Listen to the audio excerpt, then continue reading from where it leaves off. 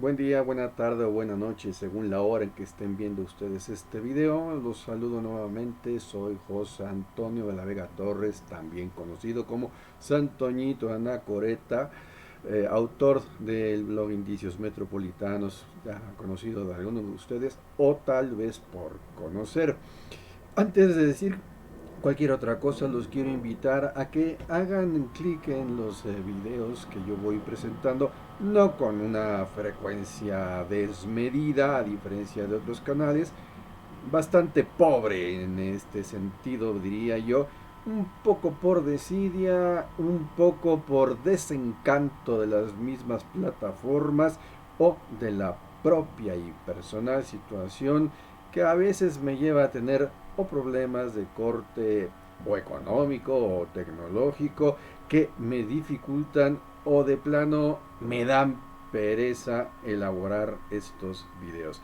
Disculpen la confesionalidad de estos dichos. Pero bueno, lo que ahora traigo es una reflexión solamente en audio de algo que comenté en un grupo de amistades a raíz del texto que me hizo llegar o que nos hizo llegar a través de WhatsApp un muy buen y querido amigo que conozco desde los años en que estuve en la XCW allá por los años 89 a 91. Bueno, yo estuve todavía un poco haciendo algunas cosas más todavía, pero él y yo estuvimos ahí junto con otros amigos y compañeros en un curso que eh, comandaba el productor ya afinado de radionovelas y muy importantes programas de radio en la XW que se llamaba Don Raúl del Campo Junior. Le aprendimos muchísimas cosas, pero en esta ocasión no voy a hablar de Don Raúl, sino de quien voy a hablar es justamente de mi amigo y lo que me provocó su dicho. Mi amigo es ni más ni menos que un escritor hoy ya muy reconocido y que me enorgullezco de su amistad y del afecto que nos tenemos.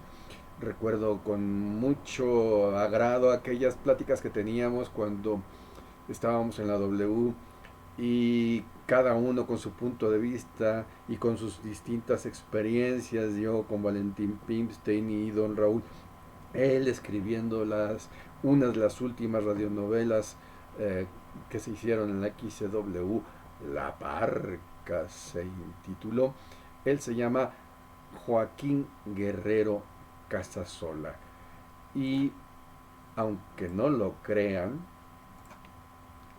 tiene su ficha en Wikipedia.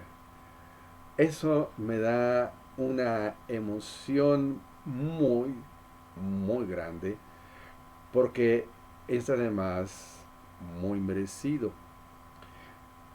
Algunos que me han seguido o me han leído muy probablemente tendrán conocimiento de algunos comentarios que tuve y que hice en relación a cuando personalmente sufrí un topetón contra la pared de Wikipedia porque cuando falleció mi padre se me ocurrió como editor que era de Wikipedia, pues hice la ficha técnica de mi padre como empresario y publicitario eh, con cierto grado de importancia que tuvo para la publicidad mexicana. Y bueno, como yo también he derivado por varios caminos, pues no menor importancia, pero tampoco no vanagloriándome, pues se me ocurrió en un momento determinado pues el que también podría ser una ficha personal, sobre todo cuando descubrí que Wikipedia tiene una entrada acerca de un concepto que inventé yo en 1989 cuando redacté mi tesis de licenciatura. El concepto es actitud estética, ustedes lo buscan ahí en Wikipedia y ahí aparece. pero ninguna referencia a mi trabajo, que fue el iniciador de ese concepto y otras cosas más. Entonces yo busqué simplemente, no por vanagloria, sino por precisión de los conceptos, pues poner las fuentes inclusive, porque la fuente y referencia más antigua que tiene Wikipedia es del 2010, cuando mi tesis y otros trabajos pues son de los años 80 del siglo pasado. Pero Wikipedia consideró que estaba yo incurriendo en una delito, como ellos lo consideran, de autopromoción, y pues no era así, pero pues discúteles, y los enciclopedistas que están ahí son bastante tosudos y algunos hasta bastante cretinos y obtusos. Entonces llegó un momento en que por más razonamientos que les hice, definitivamente les valió, disculpen la expresión, les valió madre, y finalmente me bloquearon, ya no puedo hacer ninguna clase de ediciones en Wikipedia, y miren que está plagado de imprecisiones, de incorrecciones, y no es porque yo sea perfecto, no, habemos muchos que estamos haciendo constantemente correcciones, precisiones al contenido, porque es importante, es una enciclopedia en la cual muchos se basan para sus trabajos, sus escritos, sus estudios, y que en buena medida ha venido a ocupar hasta cierto punto el lugar que llegaron a ocupar, por ejemplo, las enciclopedias Salvat, la británica, la temática Quillet, en fin, tantas que hubo impresas por muchos años. Entonces, aquí hay que tener mucho cuidado. El problema que tiene Wikipedia ahora es que quiere pensar la enciclopedia electrónica igual que se pensaba la impresa, y olvida que hoy por hoy el conocimiento va evolucionando día con día, hora con hora, y que la precisión tiene que ser mucho más cuidada, y que por lo mismo no podemos esperar a ver a qué hora se le ocurra a los historiadores y enciclopedistas actualizar una entrada. Entonces, pero bueno, entonces cualquiera que haya sabido de ese enjuague en el que me vi envuelto y que yo mismo escribí y comenté al respecto, pues a lo mejor pensarán que me puede estar moviendo un poco de envidia en relación con mi amigo, porque veo que está ahí su ficha. Y no, todo lo contrario. Y si la dejo aquí puesta es precisamente para mostrar el orgullo, el gusto, el contento que me da que sea reconocido su trabajo, sobre todo ahora que acaba también de publicar una novela nueva, uh, que tiene como tema la Alemania nazi.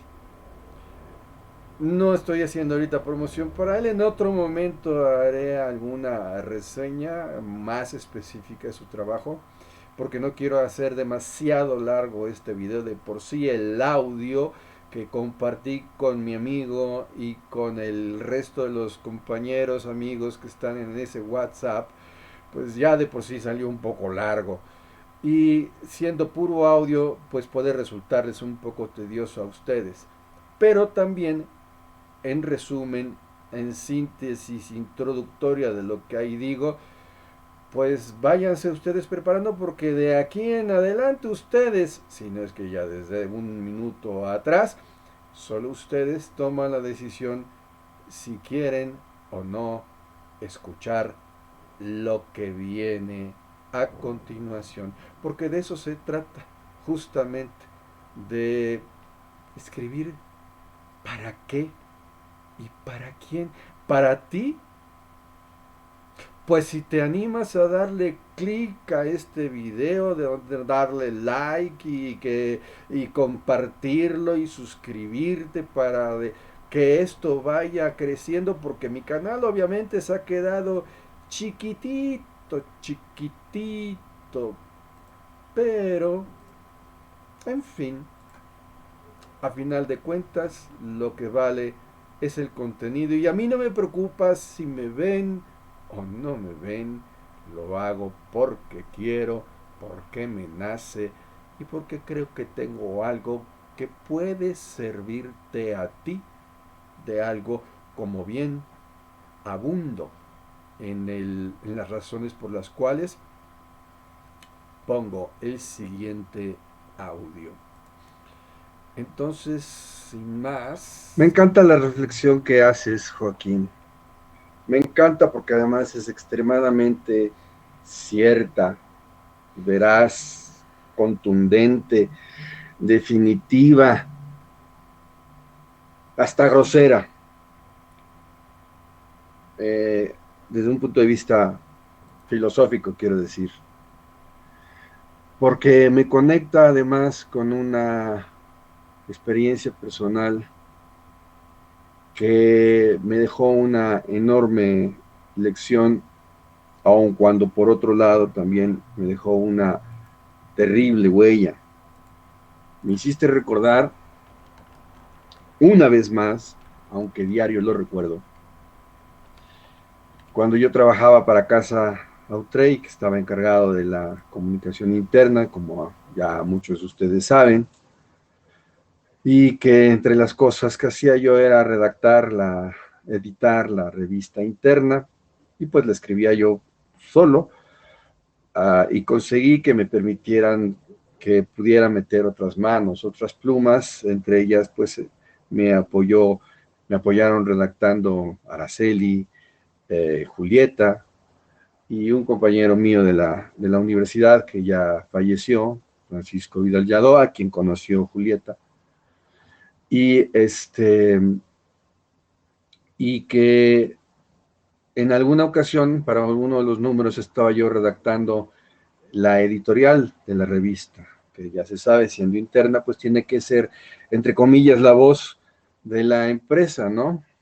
Sea el Universal, sea la que sea.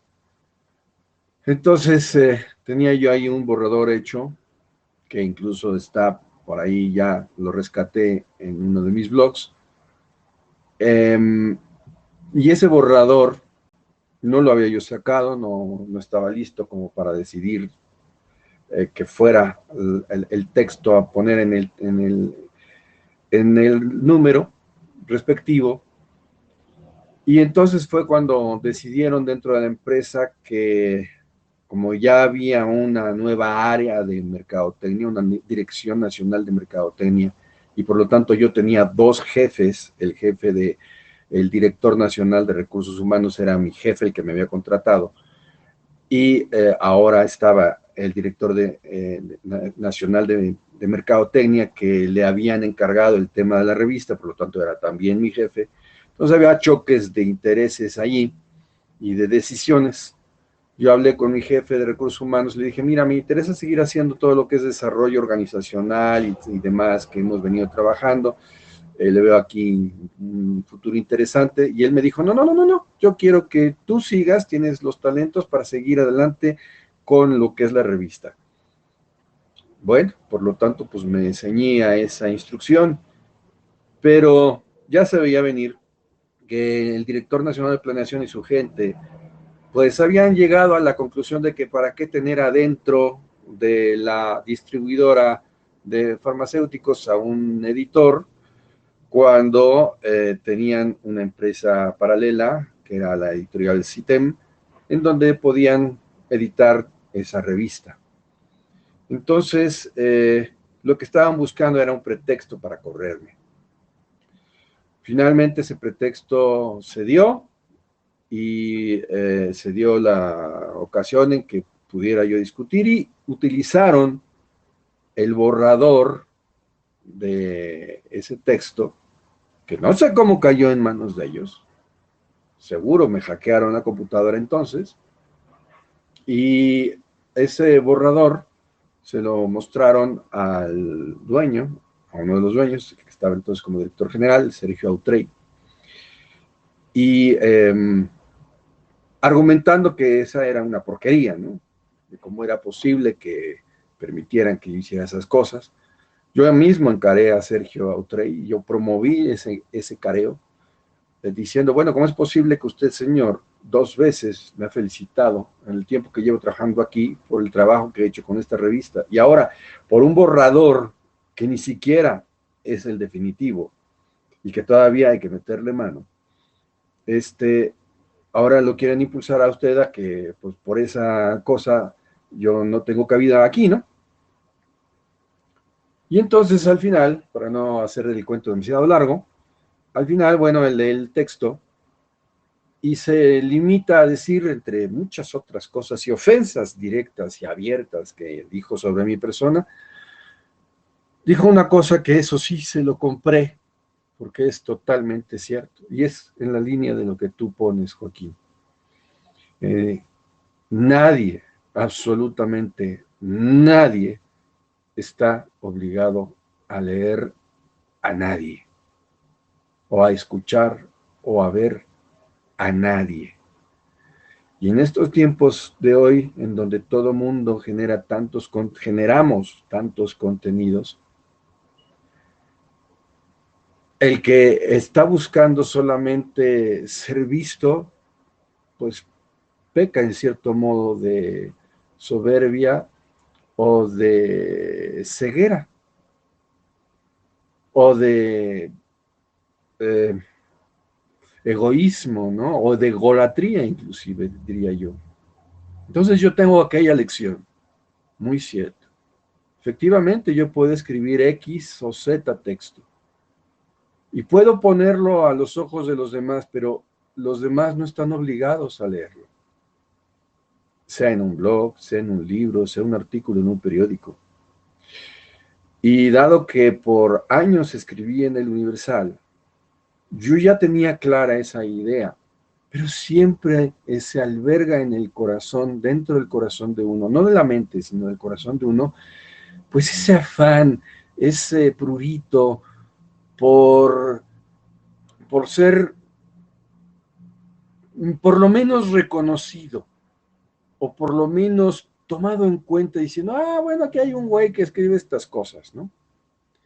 No porque uno busque ser influencia o influencer, como se dice ahora, o líder de opinión, o, o porque le digan, ay, qué bonito escribes, o cosas por el estilo. No, de hecho, vaya, si yo hablara de lectores que he tenido a lo largo de mi vida, me atrevería a decir que realmente mi único verdadero lector, y también a veces un poco a fuerza, pues fue mi madre.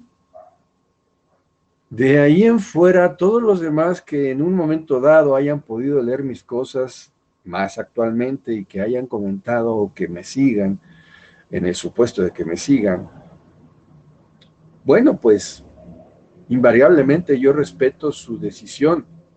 Yo hago mi labor de escribir, de publicar y de compartir. Suelto al mundo mis palabras. El que quiera leerlas, bienvenido. Y el que no, también.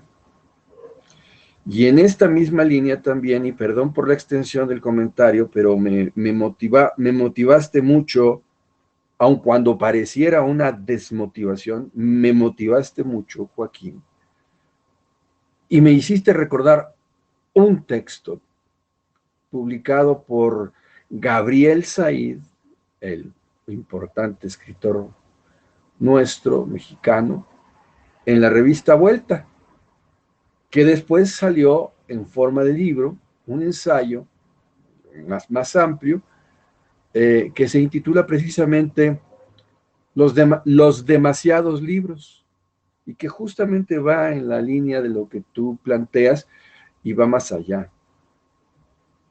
¿Cuántas veces yo miro aquí en mi biblioteca los libros que me faltan por leer? Los contrasto contra los libros que solo he usado como consulta. Y sí, somos productores en demasía de palabras, de muchas cosas. Pero de ahí a decir tanto como que tal o cual sobran, es tanto como pecar de humildad y decir que yo mismo, incluso como persona, sobro. Y sabes qué, Joaquín, en 3 ocasiones en mi vida llegué a esa conclusión.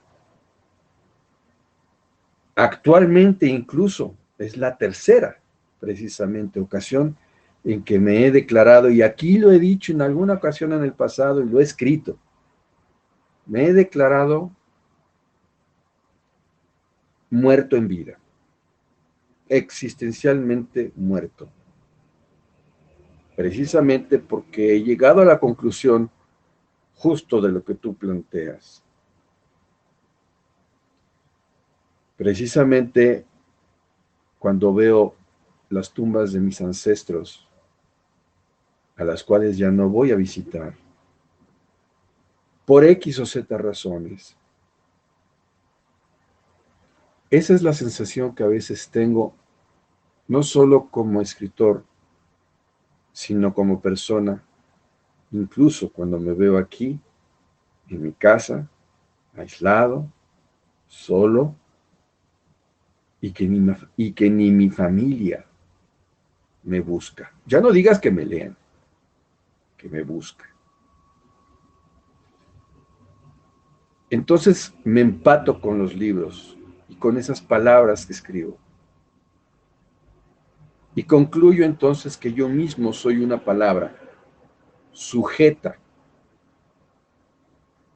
al escrutinio voluntarioso de un lector, llámese amigo, llámese familiar, y por lo tanto expuesto y dependiente a que me hagan caso y me saquen del estante y repasen mis páginas. Pero mientras tanto, eso ocurre, pues estoy aquí, encerrado en mi casa, en mi estante, y viviendo internamente mis palabras. Dices en una segunda parte, qué aburrido leer yo, escribiendo, casi no leo a nadie, me falla la vista, me falla el tiempo. Así que o uno escribe para sí mismo y eso basta, o escribe para ser leído, pero entonces si uno escribe para uno mismo, no hay que suplicar ser leído. Si uno no escribe para uno mismo, entonces hay que pensar en el lector, no darlo por hecho. No pensar que va a ir corriendo a leer tu libro en medio de un mundo lleno de libros y de imágenes. Y es muy cierta las dos posturas, pero hay una postura intermedia, y no por intermedia en la medianía. Quiero traer aquí a colación lo que decía Rainer Maria Rilke en su libro de cartas a un joven poeta. Él le pregunta al joven poeta, ¿por qué escribe usted? Y saca estas dos vertientes. ¿Escribe usted para ser leído por los demás? ¿Por qué? ¿Porque usted quiere presumir algo? ¿Porque usted quiere presumir un estado emocional? ¿Quiere usted presumir un estado intelectual? ¿Quiere usted demostrar algo a los otros? Y de esa forma, en cierto modo, demostrarse a usted mismo una cierta valía. Bueno, si ese es su prurito, su motivación, ¿sabe qué? Mejor no escriba. O dedíquese a escribir para usted mismo, para regodearse usted mismo, porque a los demás, pues no nos importa. Dicho esto, palabras más o menos. Obviamente, Rainer Maria Rilke es mucho más fino en la manera de plantearlo. Pero también en la segunda vertiente dice, bueno, ahora, si lo que a usted le interesa es nada más escribir para usted mismo, sus pensamientos, sus memorias, que tampoco a nosotros nos importan, bueno, pues entonces siga escribiendo, pero hágalo en forma de un diario o en cartas a sus familiares o simplemente como una reseña, si usted quiere, autobiográfica, que pudiere heredar a quien entre sus familiares pudiera tener interés. Son dos extremos muy grandes. Pero Rainer María Rilke le dice también al poeta, hay un tercer camino, una tercera opción, una pregunta más. ¿Usted puede vivir sin escribir? ¿Puede existir sin escribir? Si su respuesta es que sí, entonces, mi amigo, olvídese de escribir. En efecto, no llene cuartillas enteras, mamotretos de palabras que terminarán siendo no más que un mero desahogo y que no abonan nada a los demás.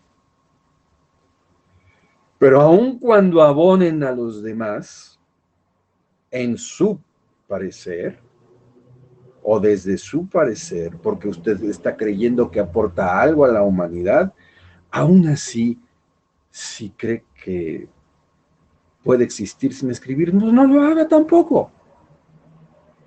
Porque mucha gente piensa que puede aportar algo al mundo y termina por no aportar nada. Pero si usted responde que no puede existir sin escribir, que para usted es un motor vivencial, que tiene algo dentro de sí para dar, no al mundo, no a los otros, sino a la vida misma, a la existencia propia y compartida, entonces dedíquese a escribir, que sea su principal tarea y que nada, ni nadie, hagan o digan lo que hagan o digan, lo saque de su camino. Porque ahí está su fuerza vital y su razón de ser. Y poco le importe si los demás llegan o no a leerlo. Poco le importe cómo es el lector. No se preocupe por ese lector.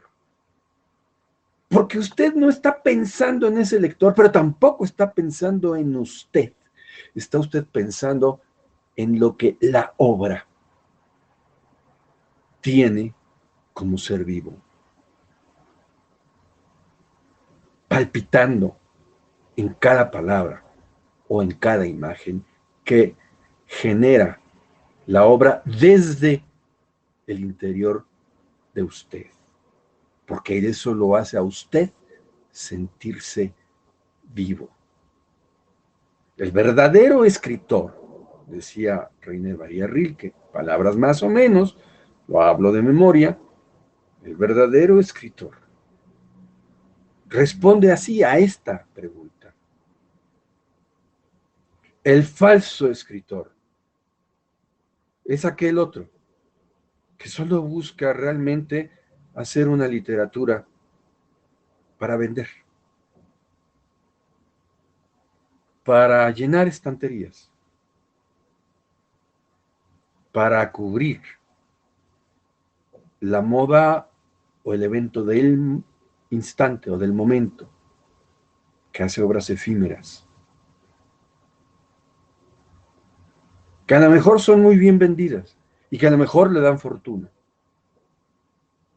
pero que no dejan más que lo material a quien lo hace y un gozo fugaz a quien por un momento lo disfruta.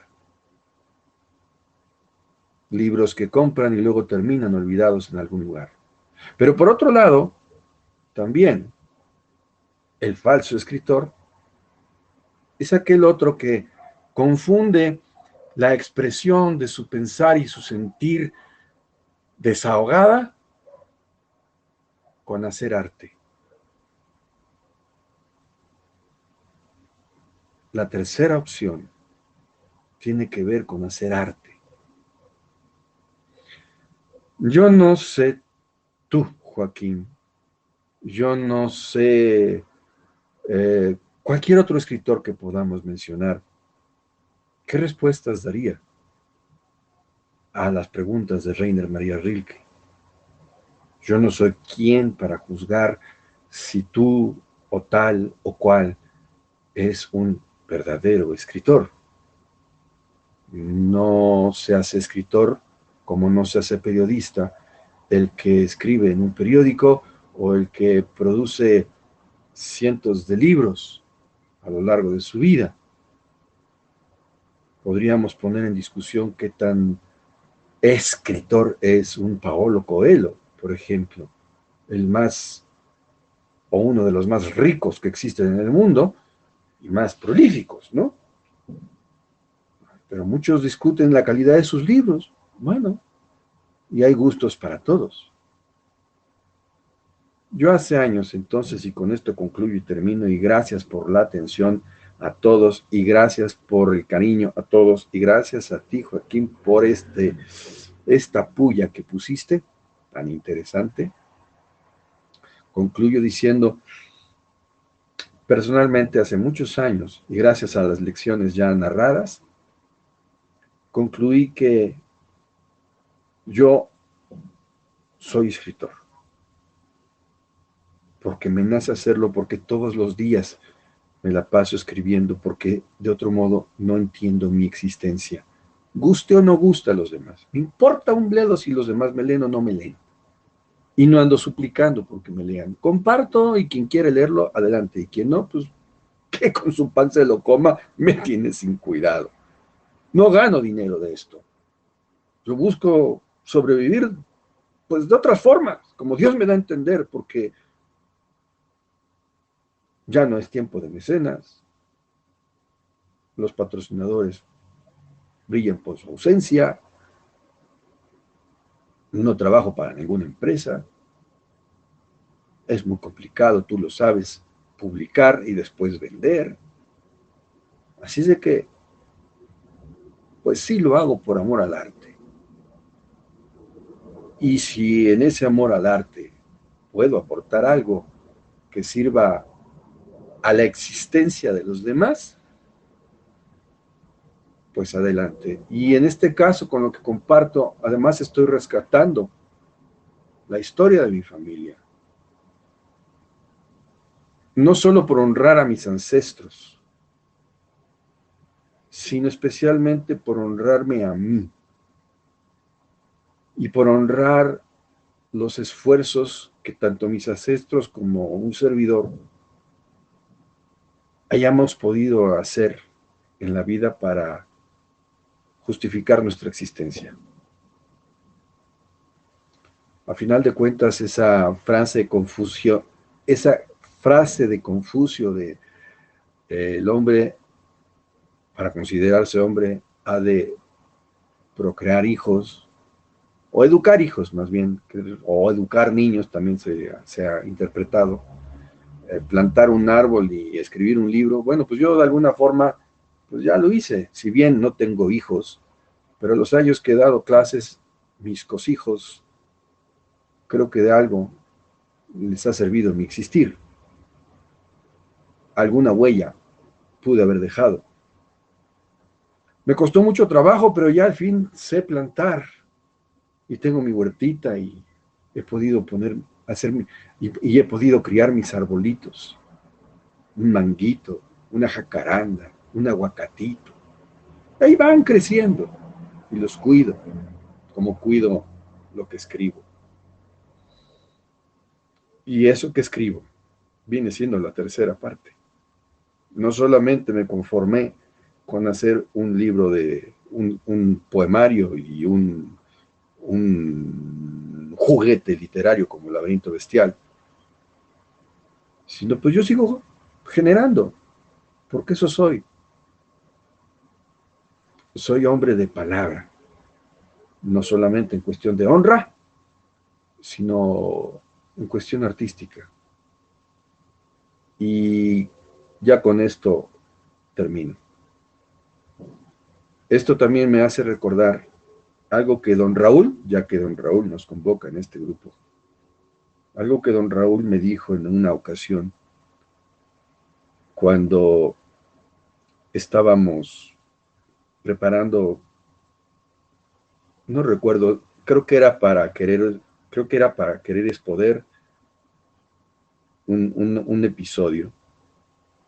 No uno que sí lo tengo muy bien presente y que ya narré alguna vez con respecto a cuando escribí un guión basado en mi relación con mi papá. No, era otro, no recuerdo muy bien de qué era, pero sí se me quedó grabada algunas cosas que me dijo don Raúl que en su principio me cayeron realmente gordos y que iba más o menos en la línea de esto, ¿no? De cómo él reflexionaba sobre el momento que estaba viviendo entonces y cómo sentía que a pesar de todo lo que había producido de radionovelas, de diferentes programas, y que había llegado a tanta gente, sin embargo tenía la sensación, él mismo, de que no había hecho nada. Sí, se había preocupado por satisfacer los gustos del público, y sí, había procurado satisfacer su propio gusto en las cosas como las hacía. Pero él me confesó esa ocasión que él sentía que no había hecho nada y que él buscaba de alguna forma, mediante el curso en el cual estábamos y con los que nos habíamos quedado, que él estaba buscando en cierto modo justificar su quehacer, transmitiéndonos ese conocimiento y que en cada guión que hacíamos, aun cuando fuera un bodrio, él sentía que su existencia estaba justificada, porque estaba transmitiendo algo más. De alguna forma, eso es lo que yo busco. Si hablo concretamente de Kalima, de esta mega saga, Kalima no es nada más sacar proyectos que estaban allí en el cajón por sacarlos, por buscar que se vendan, por buscar un premio, por buscar el aplauso de propios o de ajenos. Lo hago por mí, me lean o no me lean, con afán de ser leído, sí, pero no con afán de simplemente leerme yo o desahogarme yo, porque para eso pues mejor los dejo en el cajón y los leo cuando vaya al baño yo solito y se acabó. Esa es la diferencia entre por qué publicar, por qué escribir y por qué ser uno quien uno es.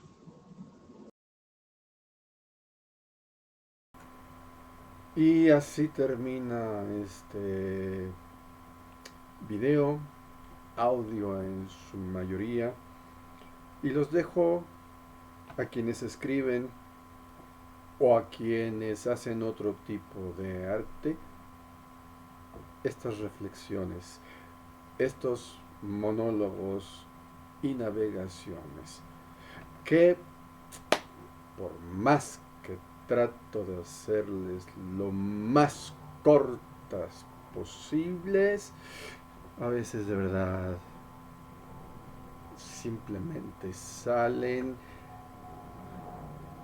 con lo que el corazón dicta.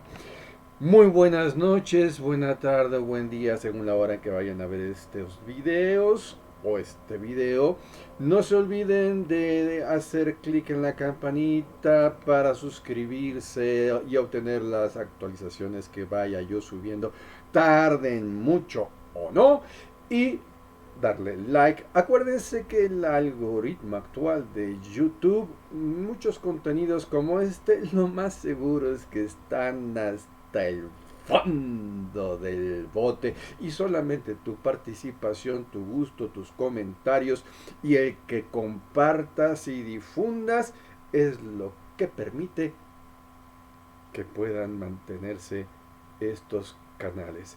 Ya ni siquiera pongo la posibilidad que puedes encontrar en otros videos míos del link por si quieres aportar alguna donación, ser patrocinador mediante Patreon o mediante PayPal. Tus donativos son bienvenidos cuando los haya, y si no, gracias de todas maneras por prestarme tu atención. Nuevamente, buenas noches, buen día, buena tarde, y que tengas un muy lindo día. Me encanta la reflexión que haces, Joaquín. Me encanta porque además es extremadamente cierto.